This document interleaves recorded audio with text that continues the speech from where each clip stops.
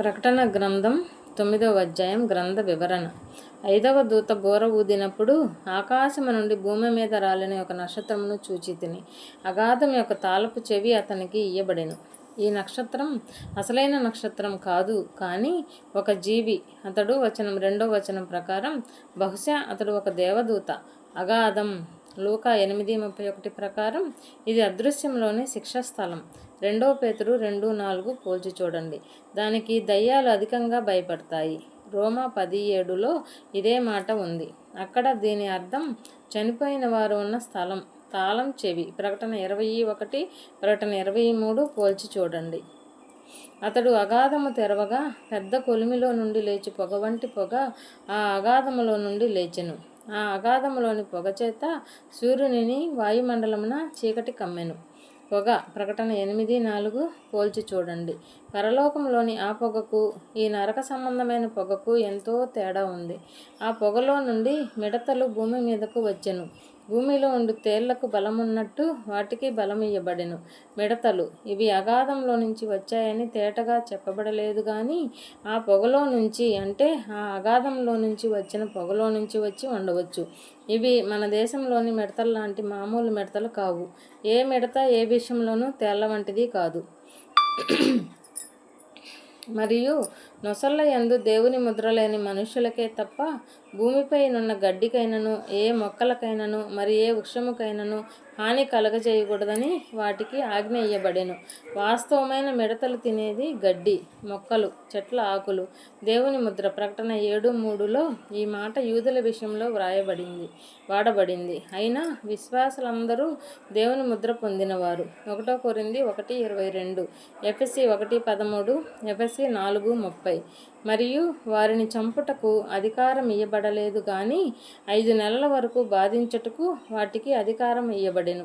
వాటి వలన కలుగు బాధ తేలు మనిషిని కుట్టినప్పుడుండు బాధ వలె ఉండును. 5 నెలల పాటు ఇది కూడా చిహ్నం అనుకోని అవసరం లేదు. ఈ గ్రంథంలో అనేక చిహ్నాలు, సంకేతాలు ఉండడం వల్ల దీనిలోని ప్రతిదీ మరి దేనికో చిహ్నం అనుకోకూడదు. ఒక చిహ్నం కనిపిస్తే అది చిహ్నమని సాధారణంగా స్పష్టంగా ఉంది. అక్కడ వాడిన భాషను బట్టి లేక సందర్భాన్ని బట్టి అది చిహ్నమని తెలిసిపోతుంది, లేక ఆ చిహ్నం గురించిన వివరణ ఇవ్వబడుతుంది.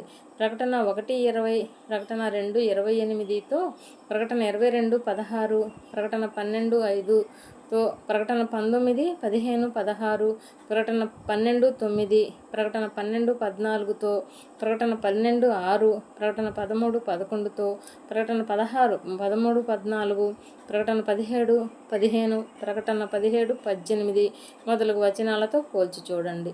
ఆ దినములలో మనుష్యులు మరణమును వెదుకుదురు, కానీ అది వారికి దొరకదు. చావవలెనని ఆశపడుదురు, కానీ మరణము వారి యొద్ద నుండి పారిపోవును. ప్రకటన 6:16, ఇర్మియా 8:3 పోల్చి చూడండి. చావాలని ఆశిస్తారు, కానీ ఆత్మహత్య చేసుకోవడానికి భయపడతారు. ఆ మిడతల రూపములు యుద్ధమునకు సిద్ధపరచబడిన గుర్రములను పోలి ఉన్నవి. బంగారము వలె మరియు కిరీటముల వంటివి వాటి తలల మీద ఉండెను. వాటి ముఖములు మనుష్య ముఖముల వంటివి. ఈ మిడతలు భూమిపై ఎప్పుడైనా కనపడే జీవుల్లో అపురూపమైనవి. ఇవి దాదాపుగా వర్ణించశక్యం కానివి. గుర్రాలు రెక్కలు వడిని సూచిస్తాయి. కిరీటాలు అంటే అవి ఏమేమి చేస్తాయో అలా చేయడానికి వాటికి అధికారం ఉందన్నమాట. మనుషుల ముఖాలు వాటికి వ్యక్తిత్వం, తెలివి ఉన్నాయని సూచిస్తాయి. ఈ మిడతలు వేటికి చిహ్నంగా ఉన్నాయి? ఇవి అగాధంలో నుంచి వస్తే వచనం 2-3 ఇది నమ్మదగినది. ఇవి దురాత్మలు, దయ్యాలు. ఇవి అగాధంలో నుంచి పొగవల్లే కలిగితే ఇవి సైతాను లోకంలో పనిచేసే వాడి అనుచరులు కలుగజేసే ఒక విధమైన తెగులును లేక ఈతి బాధను లేక విపత్తును సూచించవచ్చు. స్త్రీల తల వెంట్రుకల వంటి వెంట్రుకలు వాటికుండెను. వాటి పండ్లు సింహపు కోరల వలె ఉండెను. ఇనుప మైమరుపుల వంటి మైమరుపులు వాటికుండెను. వాటి రెక్కల ధ్వని యుద్ధమునకు పరుగెత్తునట్టి విస్తారమైన గుర్రపు రథముల ధ్వని వలె ఉండెను. తేళ్ల తోకల వంటి తోకలను కొండ్లును వాటికుండెను. 5 నెలల వరకు వాటి తోకల చేత మనుషులకు హాని చేయుటకు వాటికి అధికారం ఉండెను. పాతాళపు దూత వాటిపైన రాజుగా ఉన్నాడు. హెబ్రీ భాషలో వానికి అబద్దోన్ అని పేరు. గ్రీసు దేశపు భాషలో వాని పేరు అపోల్లుయోన్. అబద్దోన్, అపోలియోన్ ఈ 2 పేర్లకు నాశనం అని అర్థం. వాడు సైతాను అని కొందరి అభిప్రాయం. నిజమే కావచ్చు. సైతాను మనుషుల్ని నాశనం చేసేవాడని మనకు తెలుసు. యోహాను 8:44, హెబ్రీ 2:14, పేతురు 1:5-8. కానీ వాడు ఈ మిడతలతో పాటు అగాధంలో ఉంచబడి ఉంటే వచనం 1:3 వాడు సైతాను కాదు. క్రీస్తు తిరిగి వచ్చిన తరువాతే సైతానును అగాధంలో పడవేయడం జరుగుతుంది. ప్రకటన 20:1-3. మొదటి శ్రమ గతించెను, ఇదిగో మరి 2 శ్రమలు ఇటు తరువాత వచ్చును, ఇంకా 2 విపత్తులు. వచనం 13-19, ప్రకటన 16:1. 6వ దూత బూర ఊదినప్పుడు దేవుని ఎదుట ఉన్న సువర్ణ బలిపీఠం యొక్క కొమ్ముల నుండి ఒక స్వరము, యూఫ్రటీసు వేదిక. ప్రకటన 8:3-4, కొమ్ముల. నిర్గమ 30:1. అను మహానది యొద్ద బంధింపబడి ఉన్న 4 దూతలను వదిలిపెట్టమని బూర పట్టుకొని ఉన్న ఆ 6వ దూతతో చెప్పుట వింటిమి. యూఫ్రటీసు. ప్రకటన 16:12. ఈ పొడవైన నది టర్కీ నుంచి సిరియా, ఇరాకుల గుండా పారుతూ పర్షియన్ సముద్ర శాఖలు అంతమయ్యేది. బంధించి ఉన్న అంటే దేవుడు అనుమతి ఇచ్చే వరకు వారు చర్య తీసుకోలేరని అర్థం. 4 దేవదూతలను ప్రకటన 7:1లో కనిపించిన దేవదూతలు కాదని కనబడుతున్నది. మనుష్యులలో 3వ భాగమును సంహరింపవలెనని అదే సంవత్సరమున, అదే నెలలో, అదే దినమున, అదే గంటకు సిద్ధపరచబడి ఉండిన ఆ 4 దూతలు వదిలిపెట్టబడిరి. ఈ గంటకు అన్ని దేవుని వంశంలో ఉన్నాయి.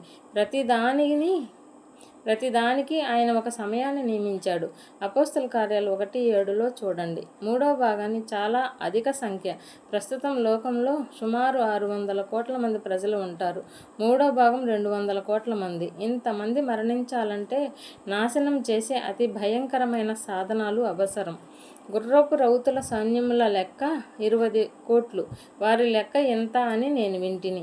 50 2:2-11 పోల్చి చూడండి. 20 కోట్లు అంటే మహా గొప్ప సైన్యం. ప్రస్తుతం లోకంలోని అన్ని దేశాల సైన్యాలను కలిపినా ఇంతకంటే చాలా తక్కువ. వారి లెక్క విన్నాను. 16వ వచనం. ఆ లెక్క విస్మయం కొలిపేదని అతనికి తెలుసు కనుక తాను దాన్ని అతిశయోక్తిగా చెప్పడం లేదని తెలియజేస్తున్నాడు. అయితే రౌతులు కూర్చొని ఉన్న ఈ వింతైన భయంకరమైన గుర్రాలు దేనికి సూచన? భీకరమైన ఆయుధాలున్న మహా గొప్ప మానవ సైన్యాల, భూమి మీదకి రాబోయే బ్రహ్మాండమైన దయ్యాల ముఖ. ఎవరు ఖచ్చితంగా చెప్పగలరు? రాబోయే సంఘటనల గురించిన కొన్ని ఇతర భవిష్యత్తు వాక్కుల లాగానే ఈ సంఘటనలు జరగకముందు అవి ఎలా నెరవేరుతాయో మనం తెలుసుకోలేమేమో. మరియు నాకు కలిగిన దర్శనమందు ఈలాగు చూచితిని. ఆ గుర్రములకును వాటి మీద కూర్చుండి ఉన్న వారికిని నిప్పు వలె ఎరుపు వర్ణము, నీల వర్ణము, గంధక వర్ణముల మైమరువులుండెను. ఆ గుర్రముల తలలు సింహపు తలల వంటివి. వాటి నోళ్లలో నుండి అగ్ని, ధూమ, గంధకములు బయలువెడలుచుండెను. ఈ 3 దెబ్బల చేత, అనగా వీటి నోళ్లలో నుండి బయలువెడుచున్న అగ్ని, ధూమకందముల చేత మనుష్యులలో 3వ భాగము చంపబడెను. ఆ గుర్రముల బలము వాటి నోళ్ల యందును వాటి తోకల యందును ఉన్నది. ఎందుకనగా వాటి తోకలు పాముల వలె ఉండి తలలు కలిగినవైనందున వాటి చేత అవి హాని చేయును.